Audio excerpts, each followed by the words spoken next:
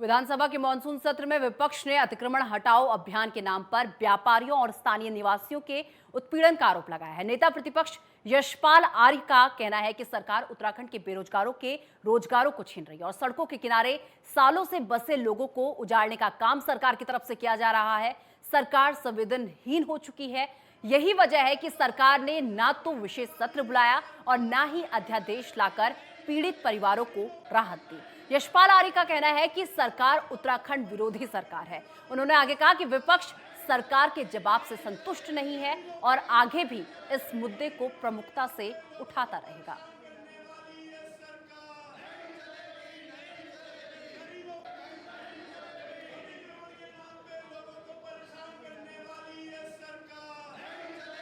अगर सरकार से संतुष्ट होते, सरकार के भी जवाबदेही से अपना पक्ष रखती, सरकार की जवाबदेही है, नैतिक जिम्मेदारी है। उनको माननीय उच्च न्यायालय के जो निर्देश हैं, सरकार उसके लिए सुप्रीम कोर्ट जाती, माननीय उच्चतम न्यायालय जाती, मजबूत पैरवी करती, एक फौज है इनके पास। लेकिन सरकार पीड़ित परिवारों को, पीड़ित पक्षों को सुनने को तैयार नहीं है। एक फरमान जारी कर दिया गया है कि इन्हें हर हाल में बेदखल करना है, हटाना है और इनकी रोजी रोटी को छीनना है। उत्तराखंड विधानसभा के मानसून सत्र के दूसरे दिन की कार्रवाई सुबह 11 बजे से शुरू होकर रात करीब 9:30 बजे तक चली और वहीं सदन की कार्रवाई को 8 सितंबर सुबह 11 बजे तक के लिए स्थगित कर दिया गया। और आपको बता दें कि सदन के दूसरे दिन की कार्रवाई के बाद कार्य मंत्रणा की बैठक हुई, जिसके बाद विधानसभा अध्यक्ष रितु खंडूरी मीडिया से रूबरू हुई और इस दौरान उन्होंने कहा कि प्रश्नकाल काफी अच्छे तरीके से चला। नियम 58 के तहत तमाम विपक्षी विधायकों को बोलने का मौका दिया गया। विधायकों ने जो भी सवाल उठाए उनका जवाब सरकार ने बेहतर ढंग से दिया है।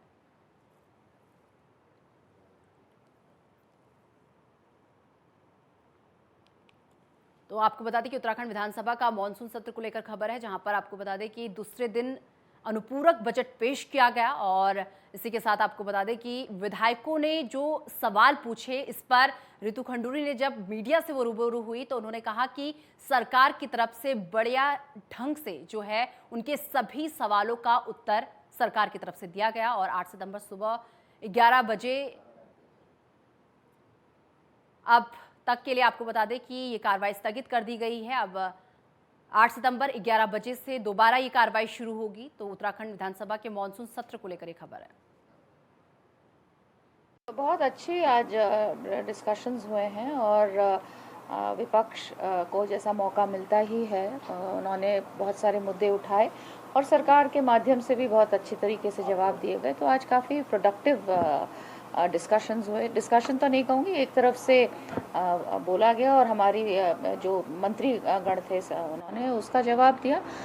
तो जो मुद्दे थे, जो विधायक, जो हमारे माननीय सदस्य हैं, जो अपने उत्तराखंड प्रदेश के लिए, कुछ अपने क्षेत्र के लिए जो मुद्दे उठाना चाहते थे, वो मुद्दे उठाए और सरकार ने उसका जवाब दिया। तो आपको बता दें कि उत्तराखंड विधानसभा का मानसून सत्र जो है हुआ, इस खबर तमाम जानकारी के लिए हमारे सहयोगी ज्ञानेंद्र तिवारी इस वक्त हमारे साथ जुड़ चुके हैं। ज्ञानेंद्र, जिस तरीके से बात कर ली जाए, विधानसभा का मानसून सत्र जो है कल हुआ, क्या कुछ इसमें अहम रहा? एक बार कल के मानसून सत्र को लेकर पूरी जानकारी। देखिए, अभी 2 दिन तक का जो सत्र चला है उसमें विशेष तौर पे विपक्ष के तरफ से जो जनहित के मुद्दे हैं, प्रदेश के पहाड़ी इलाकों में जो अतिक्रमण हटाए जा रहे हैं उसको उठाने का काम किया गया सदन के अंदर। और सत्र शुरू होने से पहले भी मुद्दे को लेकर प्रदर्शन किया गया। जो मुआवजा किसानों को दिया जाना है उसको लेके प्रदर्शन किया गया और सत्र के दौरान भी इस बात को उठाया गया। विपक्ष के विधायकों ने साफ तौर पे डेंगू के बढ़ते मामले को भी मुद्दा बनाया सदन के अंदर और कहीं ना कहीं जो जनहित के मुद्दे हैं वो एक एक कर सभी विधायकों की तरफ से उठाए गए। और ऐसे में देखा जाए तो 2 दिनों का जो सत्र चला, पहले दिन जिस तरीके से जो पूर्व कैबिनेट मंत्री चंद्र रामदास को श्रद्धांजलि दी गई, पूरा दिन श्रद्धांजलि सभा का रहा। दूसरे दिन का जो समय मिला उसमें प्रश्नकाल हुआ। उसी दौरान जो मुद्दे रहे, विधायकों के सवाल रहे, वो भी कहीं ना कहीं सुने गए और उसके संबंधित जवाब मंत्रियों की तरफ से दिए गए। और अगर हम देखें तो जो अनुपूरक बजट है 11,321 करोड़ रुपए का, वो भी सदन के पटल पे रखा जा चुका है। आज जन्माष्टमी की छुट्टी है, आज सत्र की कार्रवाई स्थगित रखी गई है। कल पुनः सत्र की कार्रवाई प्रारंभ होगी और उसके बाद जो अनुपूरक बजट है उसको सरकार पास कराएगी और इसके अलावा जो विधेयक रखे गए हैं उसको भी पास कराए जाएंगे। 12 विधेयक हैं जिनको पास कराए जाने हैं और कुल मिला के विपक्ष ने अभी अपने जो एजेंडे तैयार किए हैं सरकार को घेरने का, उस पे वो काम करती हुई कल भी नजर आएगी। तो कुल मिला के ये इस बार का जो विधानसभा सत्र है, इस सत्र में जिस तरीके से विपक्ष के जो एजेंडे हैं, साफ तौर पे हमने देखा 2 दिनों में एक दिन किस तरीके से श्रद्धांजलि के भेंट चढ़ा और दूसरा जो दिन था वो कांग्रेस ने कई मुद्दों को उठाने का काम किया। तो कुल मिला के यशपाल आर्या और जो बाकी जो मंत्री नेता हैं कांग्रेस के, उन्होंने अपने अपने मुद्दे गिनाए और उस पर सरकार से जवाब तलब किया, जिसमें संबंधित मंत्री जवाब देते हुए नजर आए। जी ज्ञानेंद्र, अब सवाल ये कि क्या विपक्ष संतुष्ट नजर आया सरकार की तरफ से जो उत्तर दिए गए, या इसका कोई रिएक्शन विपक्ष की तरफ से आया है? कई सारे ऐसे बिंदु थे जिन पे विपक्ष के जो सवाल थे उस पे सरकार की तरफ से जो जवाब थे उसे संतुष्ट नजर नहीं है। सर, सबसे पहले सवालों में डेंगू से संबंधित जो सवाल था उसमें कहीं ना कहीं हमने देखा कि जो संबंधित मंत्री थे, स्वास्थ्य मंत्री, उनके जो जवाब थे उससे संतुष्टि नजर नहीं आई। संबंधित जो विधायक के सवाल थे, गोन कांपड़ी जो कि कांग्रेस के उप नेता प्रतिपक्ष, उन्होंने सवाल किया था। तो ऐसे में कई ऐसे सवाल थे, चाहे वो रेखा आर्या के विभागों से जुड़ा हुआ मसला हो जिसमें भाजपा के विधायकों ने भी सवाल लगाए थे। तो कई सारे ऐसे सवाल थे जिसमें संतोषजनक जवाब वहां दिखता हुआ नजर नहीं आया था। जी ज्ञानेंद्र, अब बात अगर 8 सितंबर की कर ली जाए, क्या कुछ खास रह सकता है इस दिन? देखिए, कल बेहद खास रहेगा। जो अनुपूरक बजट है उसे सरकार पारित कराएगी।